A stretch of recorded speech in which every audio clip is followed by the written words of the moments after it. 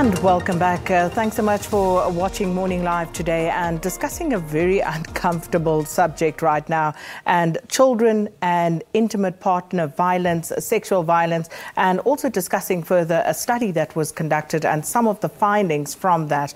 And Andile, before the break, I said I would give you time to just digest that stat of 41% of primary school learners had experienced sexual violence. That's a war being waged on our children. 41% of them. And that's in one region, right? So if we were to take this nationally, what would we find? So when that many children, because this is violence, this is a war. If that many children are in trouble, then what do we say? Then what does our president say? What do all the stakeholders say about this? I'm also of the view that it's time that the conversation changes from zooming in on the victim. We know that there's many. I'm one. I believe now the stat of 1 in 2 women in South Africa will be raped at least one attempt in their lifetime. I now seem to believe that. But mothers, the time that we spend with our kids, perpetrators, we are always talking about the ones who were raped, not the ones who are doing the raping. I want to hear how many men, every year I want to hear, how many men, perpetrators, have been arrested? How many boys have made girls pregnant? Can we shift the conversation? Because the girl child is always the one that gets raped, has to bear the brunt of it. Like what Fina was saying during the break. She's pregnant and we say, hello, we are Papa, she's sleeping with boys. But we don't know what happened. Why did she get pregnant? Those kids at Recha Park, I saw the video. You know, it also, when the grooming is right, you also partake in the crime in your own body. The one video I saw, this little girl, she was the one that was holding the video, the phone, recording herself with this principal. Where's the principal? What's since happened to him? That's where South Africa needs to get now. We need results. We know that it's unspeakable what's going on out there. And of course, it brings us back to the question, you know, a few questions, as it were, because first and foremost, we're talking about children. Yeah. So what is it to us when we say this is a child? You know, we're talking about children. It raises the question, as Andile points out, about parents and parenting. Yes. And by no means, and please don't get me wrong, I'm not trying to blame parents here, because sometimes, despite parents' best efforts, things do go wrong. But there are instances where we have to ask those questions, and we can give parents just a blank, you know, free pass on this. And I think for me, the most important thing is parents believing their children when they report these cases. If you read in the study, they are not reporting it because, one, they are fearful. You know, you'll be blamed. If you come and say, I'm raped, you are blamed. Why were you raped? What were you doing? Where were you? What were you wearing? You know, instead of saying to your child, I'm here with you, I believe you, and let's deal with this. Yes. A lot of parents tend to not believe their children. And I think that allows the perpetrator to continue, especially even if it's an adult. So in one example, in a school, when this case was reported, the principal of the school said, look, this is the best maths teacher that we have. We can't afford to lose this maths teacher. So let's see how we can resolve this without it, you know, getting out of control. You see, part of the problem, I believe, here is that we, as a society, are not outraged at this. No. Yes. Why are we not marching against these kind of things? Where's our outrage? We're so selective in our outrage. Well, you saw on the first, right, the total shutdown.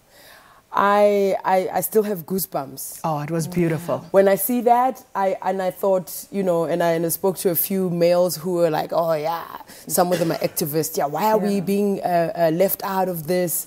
Because it's time that everybody, you know, is out in the streets. And for me, the clear point that those women were demonstrating is that if you don't understand consent, when I say no, this is my body.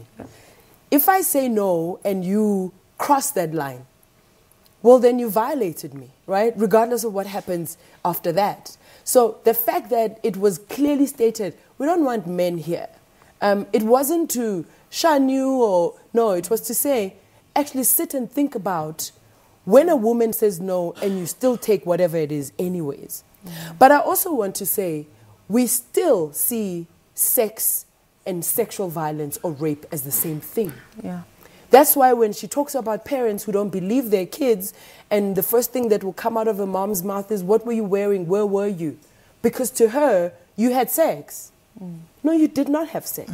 That was violence. You were violated. You were violated. And it comes back to the law as well.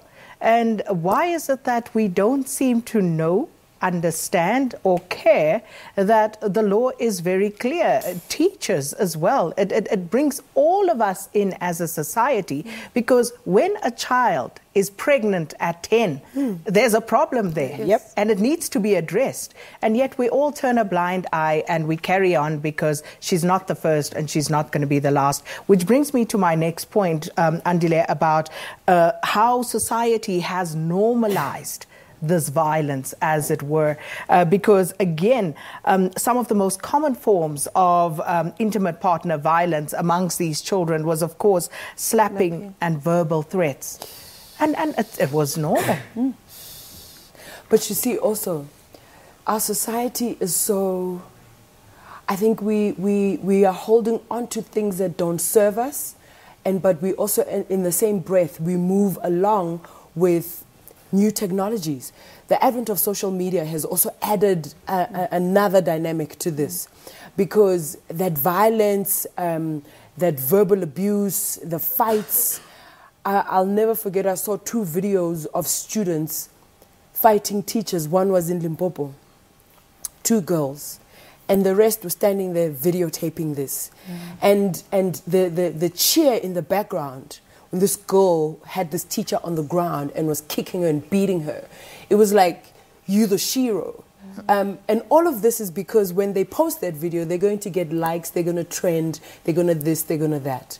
So I dream of a South Africa where we go back to, you know, who we are, some of the things, some of the ways that we lived, where I was saying to you guys earlier, I could not breathe with my mom not being around me. Yes, I still got raped, but it wasn't in her time or in her house or where she was around. I'd gone to look for my biological father, and that's where that happened. But in my immediate environment, she was mother hen. I was protected, and I knew that in order for the 2 of us to be on good terms, I need to say to her when I want to go sleep over at a friend's house. And she'll drop me off there, and she'll make sure she speaks to the parents there and know who they are, and I'm good for the weekend. We don't do that anymore. In fact, television, social media, if your child has data and they're sitting in front of the TV, then you're good as a mom, because then you can have your time. But unfortunately, this is not the time. And as television, social media, so important to also tap into that, because the example that you gave of the girls in Limpopo, it reminds me of something Ianla Van Sant said to Evelyn Lazoda, where she said, you were being applauded for being a thug amongst women. Yes. But just finally, Fina, just, you know, so where to from here with all of these very disturbing results? Where to from here? Maybe before I go to where to, I think we also not addressing the issue of patriarchy in South Africa. That's a system that has normalized abuse of women. Boys from a young age feel entitled. You know they can touch a woman in whatever way and no one will say anything, because you are a man, you are a boy if you do it, you know. But the reason they keep doing it, and even in their adulthood keep perpetrating, is because no one is addressing it. You were mentioning that we have laws, but are we holding the lawmakers accountable when these laws are not upheld? You know, so we let a lot of things go, and we get surprised when it gets out of control. So for us, we are implementing a program where we are doing some form of prevention with the young learners in school, in primary school, 10 to 13. We're doing parenting training with the parents, because we also want to encourage parents to talk to their children. I'll tell you what, Fina, I want to stop you there, because I think there's a broader conversation to be had here, and perhaps we need to eat this elephant, you know, one bite, one piece at a time, because these are very important issues, and our children are losing their childhoods. But let me at this point say thanks to both Fina and Andile for coming through this morning. We're going to take a break, and when we come back,